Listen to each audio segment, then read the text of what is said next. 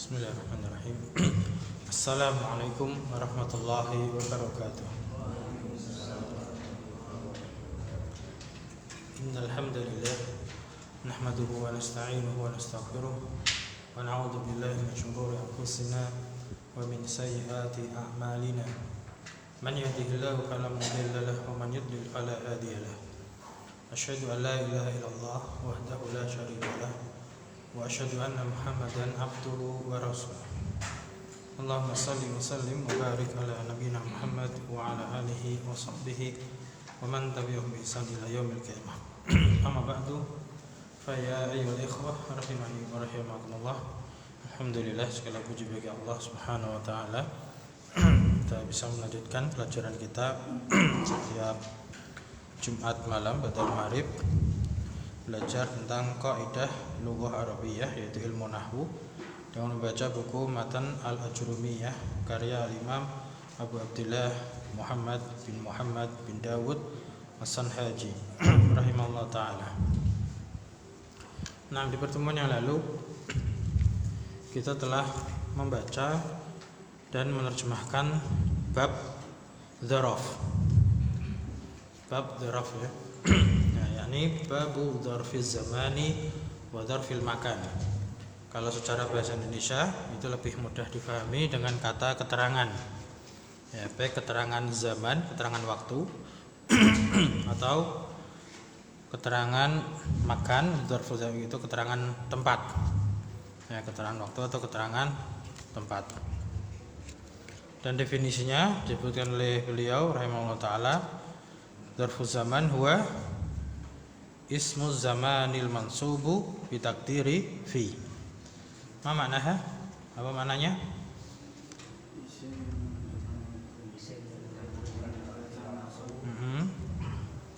Isim yang menunjukkan makna waktu dan dia dinasabkan dengan perkiraan makna mengandung kata fi, ya, mengandung huruf jar fi. Jadi syaratnya dzaraf itu dia harus mengandung makna fi, perkiraannya seperti itu. Nah, artinya apa? Karena secara bahasa dzaraf itu tuh artinya wi'a, artinya dia wadah. Jadi dia di mana perbuatan itu. Nah, perbuatan itu di suatu waktu atau di suatu tempat. Nah, demikian pula dengan dzarful makan, definisinya juga mirip kan? Ismul makanil mansubu bi takdiri fi. Nah, isim yang bermakna makan, yaitu suatu tempat, dan dia dinasabkan dengan perkiraan makna mengandung huruf jar fi. Jadi dinasabkannya itu ada syaratnya mengandung huruf jar fi. Nah, contohnya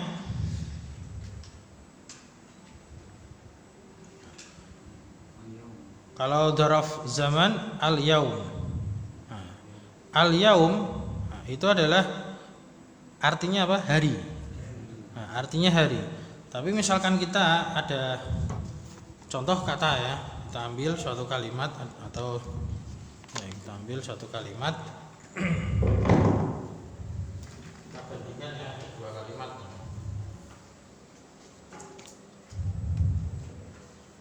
Kalimat yang pertama yaitu sumtu. Nah, artinya apa sumtu?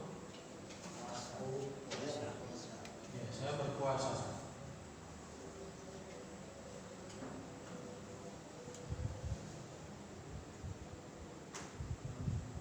Yaumal khamis.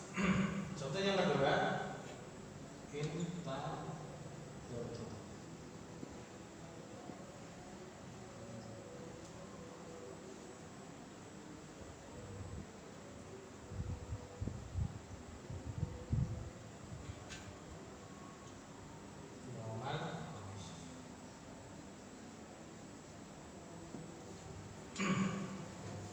Yang di sini artinya saya berpuasa. Nah, saya berpuasa ini sudah sempurna kalimatnya.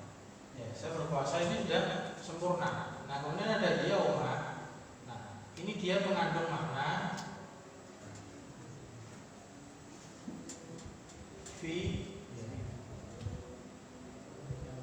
yaumil khamis. Jadi artinya apa? Saya berpuasa di hari Kamis. Saya berpuasa di hari Kamis. Artinya ini tuh seolah-olah kata tambahan aja dalam bahasa Indonesia itu keterangan. Ya, saya berpuasa itu sudah kalimat yang sempurna. Adapun yang kedua, ini artinya saya menunggu. Ya, saya menunggu. Nah, ini artinya apa? Hari Kamis. Ya kan? Hari Kamis. Maka di sini dia secara bahasa Indonesia dia subjek. Ini saya subjek menunggu predikat dan ini sebagai objek. Paham bedanya? Ya.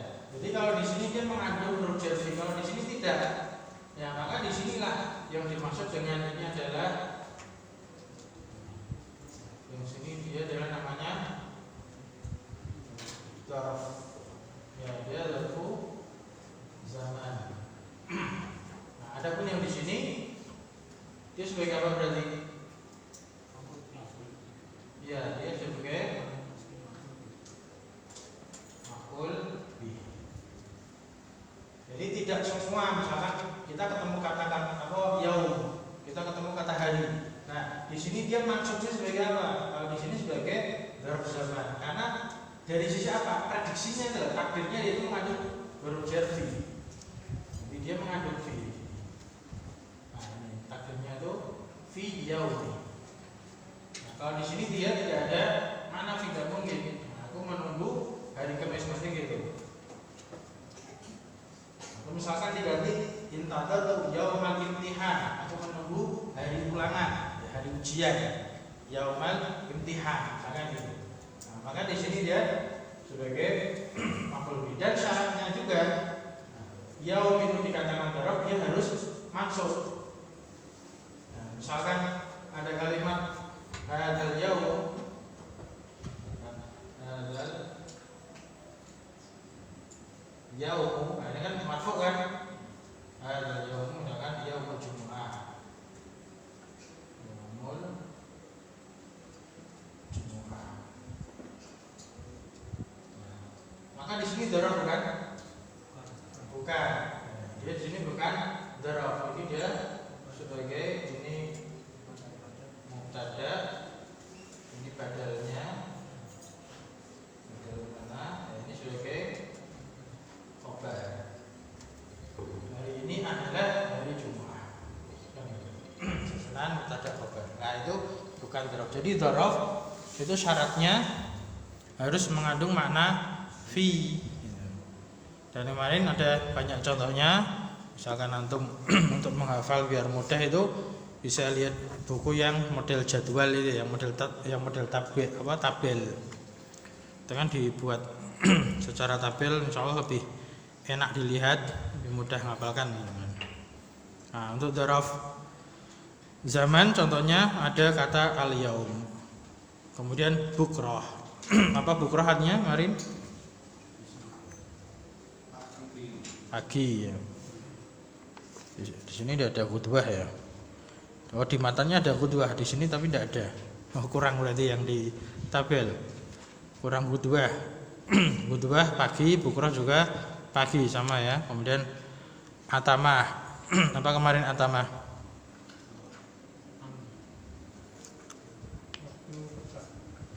Oh, ini ke bawah bacanya. Al yauma alailah khutbah bukrah. Nah, oh ke bawah ada ini ya, bacanya ke bawah. Saya kira ke samping ke kiri, bacanya ke bawah. Al yauma hari, alailah malam, khutbah pagi, bukrah juga pagi, sahara waktu sahur, wadan besok, atamah waktu petang ya. Kemudian sobah waktu pagi, masak sore, abada selamanya, amada apa kemarin? Kelak yang akan datang ya, atau ada jangka waktunya ya. Ya. selama nanti ya, jadi selama kelak nanti gitu. Bedanya abadan sama amada, kalau abada itu la nihayata lahu, tidak ada ujungnya, tidak ada apa pojok ujungnya, itu tidak ada, jadi selama-lamanya tidak ada ujungnya, itu abada. Tapi kalau amada itu ada ujungnya tapi belum tentu ya, ada ujungnya tapi tidak tahu, jadi kelak sampai kapan gitu, kelak sampai ya, sampai kapan. Nah, misalkan mau dibatasi juga bisa gitu. Tergantung konteks kalimatnya. Kalau abada itu nggak ada ujungnya. Kemudian hinan, apa hinan? Ketika. Nah, itu dzaraf zaman. Adapun dzarful makan, ada kata amama. Apa amama? Di depan. Khalfa, belakang. Kudam,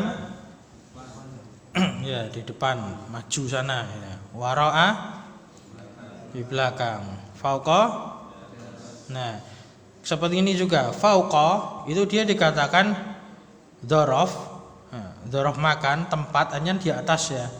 Nah, karena dia mengandung makna fi.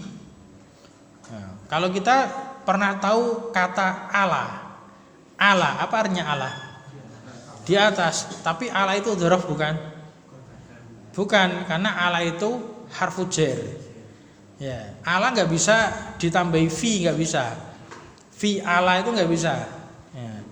Tapi kalau fauqa itu gimana? Fi fauqi, di atas. Gitu. Jadi bedakannya gitu.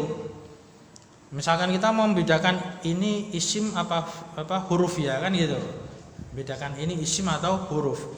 Tinggal kita masukkan ciri-ciri isim masuk ke situ. Misalkan fauqa. Ya. Pernah kita dengar ada kata min fauqi. Ya, seperti doa berangkat ke masjid. Waj'al min fauqi nura. Nah itu. Wa min tahti nura. Nah, itu kan ada min fauqi. Dia bisa kemasukan huruf, maka dia isim. Nah, dan dia termasuk dzaraf. Kalau dzaraf itu isim. Nah, kalau ala itu harfun, huruf jar. Nah, karena dia tidak bisa kemasukan huruf jar juga, huruf jar tidak bisa kemasukan huruf jar kan, dia sudah huruf jar itu. Nah, itu bedanya seperti itu. Untuk membedakan aja. Kemudian tahta, bawah. Nah, tahta ini juga kita sering dengar kata min tahtihal anhar kan itu. Kemudian inda, di sisi, ya, di samping, ma'a, bersama, iza'ah, ya di hadapan, huna di sini ya. Kemudian hida'ah, ini urut enggak sih? Iya, urut ya. Hida'ah berdekatan ya. Jadi qoriban, dekat. Tilqa'a mirip dengan iza'ah, berhadapan. Dan sama di sana, sinonim dari hunaka. Ya, muradif atau sinonim dari hunaka. Nah, menurut bab madruf insyaallah selesai, mudah dipahami insyaallah. Ada pertanyaan enggak? Ya. Apa yang contohnya itu kan enggak pakai fi, Ustaz. Itu yang di atas itu ada fi. Kalau ada fi-nya itu jadi yomi. Kalau enggak ada itu yauman langsung. Langsung. Itu karena langsung atau langsung. Nah, jadi istilahnya tuh efisiensi aja, nggak usah pakai kata fi. Jadi kita menyebutkan aja sumtu yaumul khamis. Jadi ngirit itu, ngirit nggak usah sebut kata fi. Itu menunjukkan yaumul khamis ini adalah dzaraf. Jadi nggak perlu disebut, ini hanya takdir aja. Takdir itu perkiraan yang ada di pikiran kita. Maksudnya gitu. Jadi ketika ada kalimat takdir dan muqaddar itu sesuatu yang kita perkirakan di pikiran kita, di otak kita. Kita bayangkannya seperti itu. Jadi aku berpuasa di hari Kamis, bayangannya kan gitu. Bukan sebagai maf'ul bih. Nah, kalau ini kan dia maf'ul bih. Intadzartu yaumul khamis, aku menunggu hari Kamis. Atau tadi contoh di jelasnya itu aku menunggu hari ujian. Paham? Ini ya. Di kitab-kitab itu semuanya modelnya disingkat seperti itu. Maksudnya yang langsung seperti itu. Kalau ada fi yaumil berarti kita ikutin itu bacanya fi yaumil. Boleh dua-duanya. Ya, intinya boleh dua-duanya. Misalkan kita mau mengeluarkan fi-nya juga boleh. Kita takdirkan juga boleh. Takdirnya itu berarti kita sembunyikan. Mananya sama. Nah, intinya dia kejadian itu fi gitu. Di dalam wadahnya itu ya, dalam waktu atau tempat tersebut. Nah. Apa Ustaz? Yeah. Untuk terkait tadi dengan palpot dengan alam. Itu dari segi arti kalau di atas yang menempel sama tidak itu sama. Kalau masalah menempel atau tidak itu hanya itu aja Pak, pemahaman aja itu. Maksudnya itu tidak mesti harus menempel. Jadi tergantung apa yang disebutkan itu. Ya, itu mungkin nanti masalahnya berkaitan dengan akidah juga misalkan. Kayak itu permainan bahasa gitu. Kalau kita mengatakan misalkan buku, ya Alkitabu alal maktabi, ya buku di atas meja. Kalau kita mau mengatakan Alkitabu fauqal maktabi juga boleh. Sama aja. Ya, lain kalau kita mengatakan tentang Allah Subhanahu wa taala itu jangan disamakan dengan makhluk. Intinya tuh hal yang gaib itu kaidahnya lain.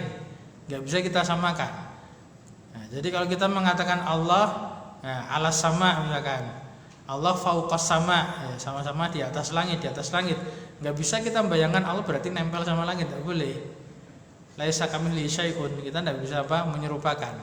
Itu kan nanti panjang pembahasan di masalah akidah. Intinya kaidahnya itu di dalam akidah itu ya kita singgung masalah kaidahnya dalam akidah itu asma wa sifat ya kita tetapkan ya apa yang Allah dan Rasulnya tetapkan.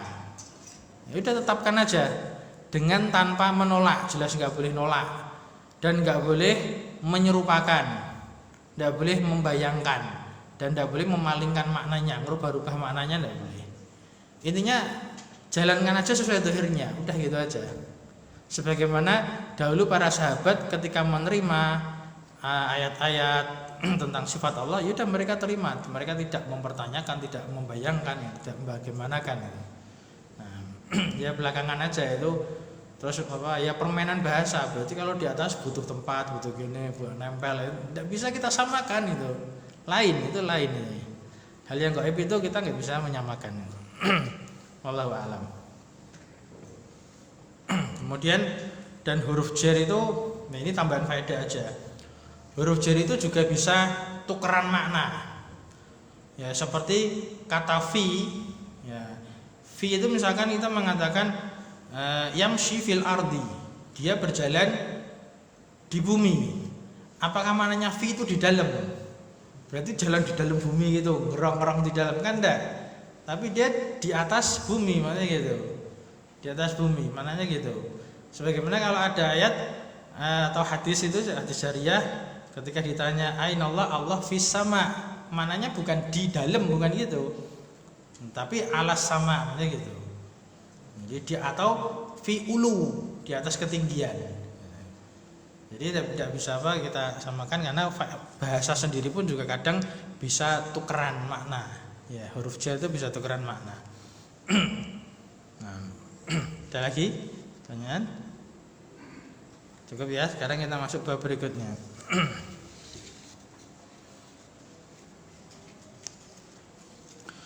Qala al-musannifu rahimallahu taala babul hali. Iqra. Al-halu huwa al-ismul mansubul mufassiru liman bahama minal hayati.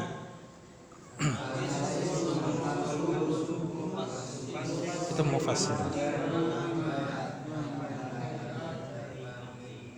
Saya ulangi ya. Al-ismul mansubul mufassiru liman bahama minal hayati.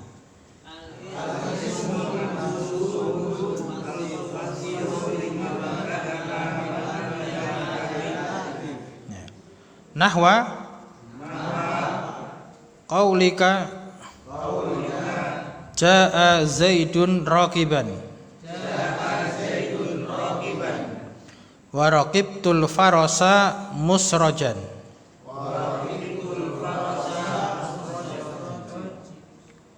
itu ya bisa dibaca dua. Kenapa ada apa yang fathah atau kasrah? Cuman yang sering dipakai yang fathah. Kemudian walaqaitu Abdallahi raqiban.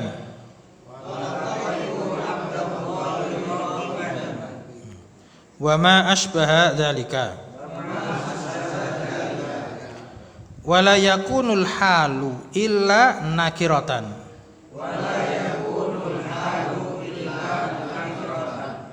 Wala yakunu illa ba'da tamamil kalami.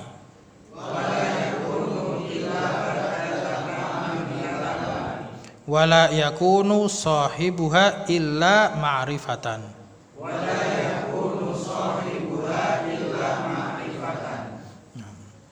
Bab tentang hal. Hal adalah al-ismul mansub, isim yang dinasabkan. Ya, seperti biasa kalau kita dengar kata mansub dinasabkan berarti bayangan kita apa? Ya, fathah atau yang menggantikannya. Ya, harakat terakhirnya fathah. Al-mufassiru yang menafsirkan, menafsirkan itu menjelaskan.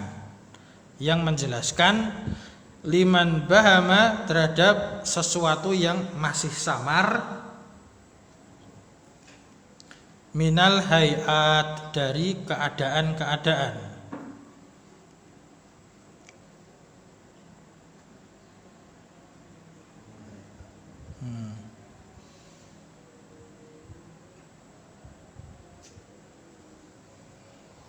Nahwa contohnya nahwa qaulika ucapanmu, contohnya ucapanmu atau seperti ucapanmu. Ja'a Zaidun raqiban. Zaid telah datang dalam keadaan berkendara. Nah, jadi kalau hal itu kita dapat faedah terjemahan ke bahasa Indonesia dalam keadaan. Kan hal itu kan keadaan. Tadi minal hayat. Nah, jadi di sini mana halnya? Raqiban, karena mansub kan di situ. Nah, kata jaa Zaidun itu sudah sempurna dia. Zaid telah datang. Tapi datangnya bagaimana kan masih umum, belum jelas, samar. Nah, maka dijelaskan keadaannya raqiban. Oh, keadaannya Zaid itu datang dengan berkendara. Dengan berkendara. Nah, kemudian waraqibtul farosa musrajan. Aku telah apa? Ya, mengendarai kuda ya, atau menunggangi kuda musrajan dalam keadaan berpelana. Musrajan itu artinya tuh dikasih saraj. Saraj itu pelana.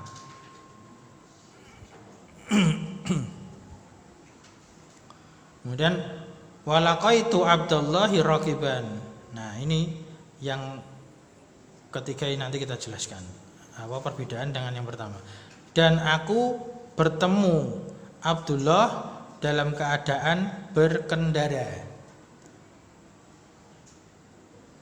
Wa ma asbaha dzalika. Dan wala yakunul halu ila nakirah. Ini syarat-syaratnya ini. Syarat-syarat hal ada 1, 2, 3. Syarat hal ada 3. Berikutnya disebutkan oleh penulis. Yang pertama, hal itu pasti nakirah. La yakunul halu ila nakirah itu artinya hal itu tidak mungkin keberadaannya melainkan nakirah. Jadi ini nafi kemudian nafi jadinya kan negatif ketemu negatif kan positif ya. La yakunul hal, nah, tidaklah keberadaan hal itu illa nakiratan kecuali nakirah. Paham kalau dengan negatif-negatif itu? Artinya kalau kalimat positifnya la-nya dihilangkan, ilahnya juga dihilangkan. Artinya apa? Hal itu nakirah. Jadi hal itu harus nakirah. Itu syarat pertama. Kemudian syarat yang kedua, wala yakunu illa ba'da tamamil kalam. Dan hal itu tidak ada atau keberadaan hal itu bukanlah atau melainkan ba'da tamamil kalam. Kecuali setelah sempurnanya kalimat. Artinya kalimatnya itu sempurna. Berarti syarat yang kedua, hal itu datang setelah kalimat sempurna. Syarat yang kedua, hal itu datang setelah kalimat sempurna. Dan syarat yang ketiga, wala yakunu sahibuha illa ma'rifatan. Dan tidaklah keberadaan sahibul hal itu pemilik hal, pemilik keadaan, illa ma'rifatan, kecuali harus ma'rifat. Ya, artinya sahibul hal harus ma'rifat. Sahibul hal harus ma'rifat. Jadi syarat hal. Syarat hal. Satu, hal harus nakirah.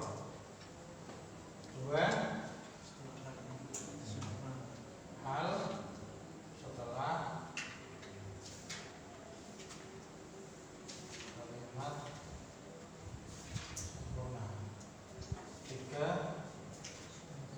sahibul hal harus ma'rifat. Nah, contohnya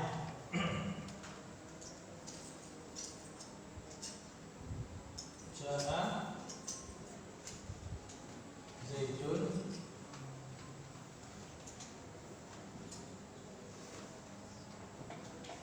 Raqiban. Nah, ini Raqiban, ini dia hal kan mansub, ya kan? Nah, Ja'a Zaidun, nah, ini adalah kalimat sempurna. Ini tamamun kalam. Jadi ini hal, dia nakirah, ya kan? Syarat pertama nakirah, syarat pertama. Syarat kedua tamamun kalam. Syarat kedua. Syarat yang ketiga, nah ini Zaidun, ini namanya sahibul hal. Sahibul hal.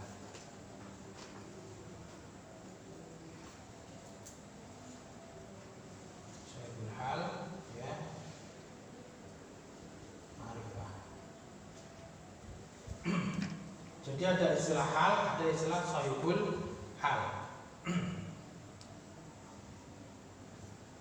Zaid telah datang dalam keadaan berkendara. Jadi dalam keadaan berkendara. Yang berkendara itu siapa?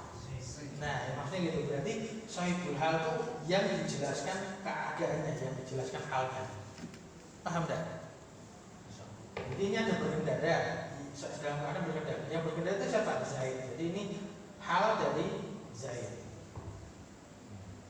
Jadi kita harus mengenal istilah hal, mengenal istilah sahibul hal. Kemudian contoh yang kedua, berarti ini sahibul halnya siapa? Zaid. Zaid sendiri sebagai siapa? Sebagai apa dalam kalimat ini? Zaid itu sebagai fa'il. Sebagai fa'il. Fa'il itu apa? Pelaku. Pertama. Contoh kedua,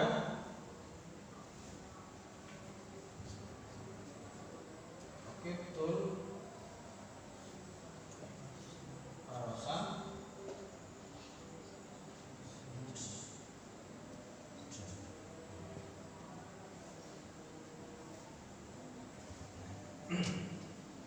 aku mengendarai kuda dalam keadaan berkelana. Mana halnya? Ya, ini dia hal. Karena dia kan nakirah kan. Raqib itu ini fiil dan fa'il. Fiil dan fa'il. Saya berkendara. Al-farasa sebagai yang pertamanya dia sebagai maf'ul bih, ya kan? Maf'ul bih. Sekaligus sahibul hal. Jadi musrojan di sini kan berkelana. Nah, siapa yang berkelana? Masuk saya. Kan enggak kan? Ya, yang berkelana kan bukan saya tapi kudanya. Berarti ini dia sekaligus farasa di sini adalah sahibul hal. Sehingga kalau posisi seperti ini kita tidak boleh mengatakan raqib itu farosan musrojan. Nah, kalau ini kalimatnya ganti yang kedua di sini. Ini hal ya, karena dia nakirah, ini ma'rifah. Ma'rifahnya dengan apa ini al-farosan? Ya, alif lam. Alif lam ini ma'rifah. Ini beda ceritanya kalau contohnya itu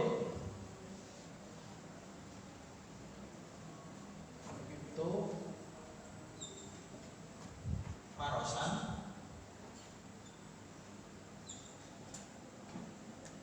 musrojan. Nah, kalau kayak gini musrojan sebagai apa?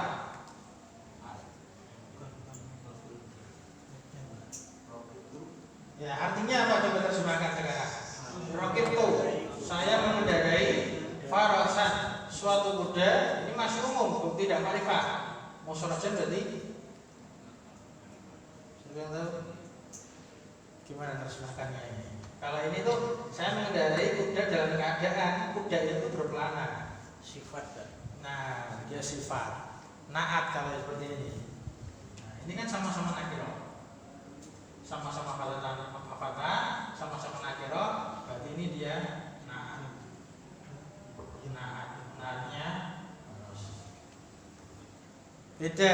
Jadi yang di sini hal, yang di sini naat. Iroknya beda. Nah, kalau sini terjemahannya langsung aja. Aku mengendarai seekor kuda yang berpelana. Paham tidak bedanya? Kalimatnya mirip. Kenapa batal sebagai hal? Syarat mana yang batal? Nomor 3, sahibulnya harus ma'rifah. Nah, di sini dia tidak ada sahibul halnya, karena farosan di sini nakirah. Paham ya? Dia ini nakirah, kali ini kan ma'rifah. Nah, jadi sahibul hal itu harus ma'rifah. Jadi 3 ini harus terpenuhi. Hal harus nakirah, kalimat sudah sempurna. Ini kan sudah sempurna, karena ini kan sudah sempurna. Saya belum dari sektor kuda selesai. Nah, ini masuk, tapi yang ketiga nggak masuk. Paham? Iya. Maksudnya itu hal ini nggak ada kaitannya dengan yang dikatakan di surat Al-Ghasyiyah. Yang gimana bunyinya? Al-Ataka itu nggak ada kaitannya. Oh, itu hal isim apa harful istifham gitu. Hal itu tuh artinya apakah? Iya, jadi tulisannya yang satunya hal, yang satunya hal, beda. Ini hal ataka hati tulis ya, karena ini hal. Hal di sini kaifa haluka. Nah, ini yang ini kaifa haluka.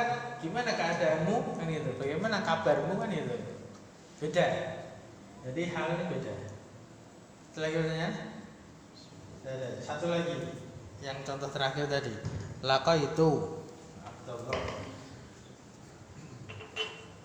paham apa? Paham?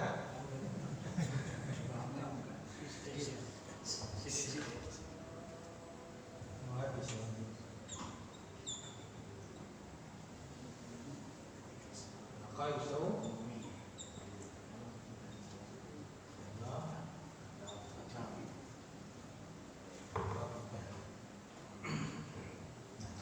terjemahannya apa? Saya telah berjumpa Abdullah dalam keadaan berkendara. Nah, di sini rokiban ini hal. Ya, kenapa? Karena dia nakirah. Kalimatnya sudah sempurna. Sohibulnya ma'rifah. Cuma soalnya siapa sohibul hal rokiban? Abdullah atau saya? Nah, ini bisa dua-duanya. Bisa dua-duanya. Saya bertemu Abdullah dalam keadaan berkendara. Bisa saja saya berkendara ketemu Abdullah dan jalan. Itulah kayak gitu. Atau saya jalan, Abdullahnya berkendara. Jadi boleh dua-duanya. Ini tergantung apa konteks kalimatnya nanti gimana. Ya, cuman secara asal kaidahnya itu yang terdekat dulu dalam susunan kalimat itu yang berhak, lebih berhak. Jadi di sini kan lakal Abdullah raqiban kan dekat dengan Abdullah, maka prediksi pertama itu Abdullah sebagai sahibul halnya. Nah, Abdullah ini kan juga ma'rifah kan nama orang ya, Abdullah. Nah, itu yang ketiga.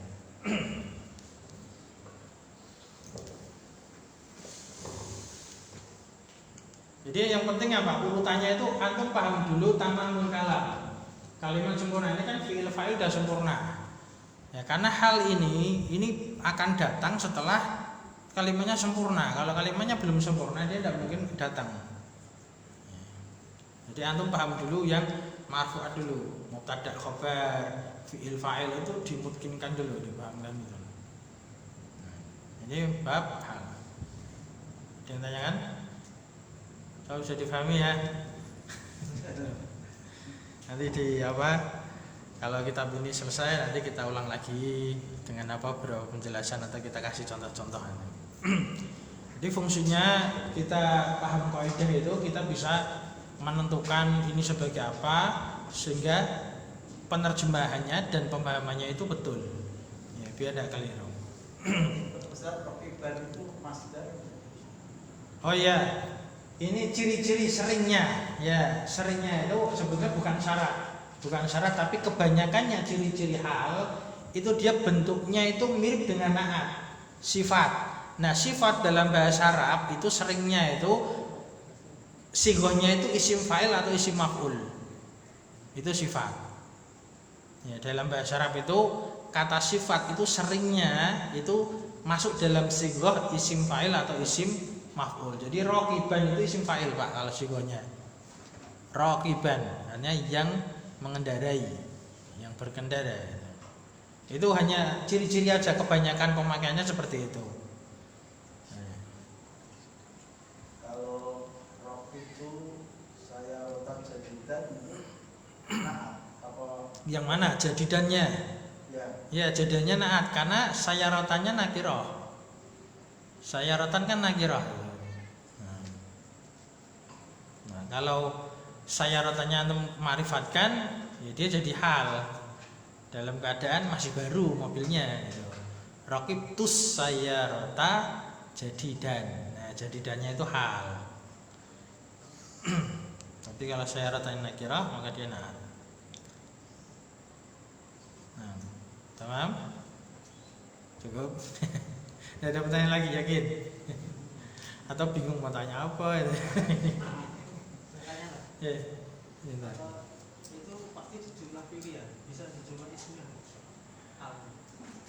Ya tergantung konteks kalimatnya. Cuman kebanyakannya itu jumlah fi'il ya. Karena dia, ya ini tadi seringnya dia itu memang jumlah fi'il ya, karena dia hal itu sebagai atau sohibul halnya itu nanti seringnya antara si fa'il atau si maf'ul bih. Ya, jadi konteksnya kan kalau ini kan sohibul halnya kan fa'il. Kalau ini sohibul halnya maf'ul bih. Ya, jadi memang pemakaiannya pada jumlah fi'il ya. Jadi gimana?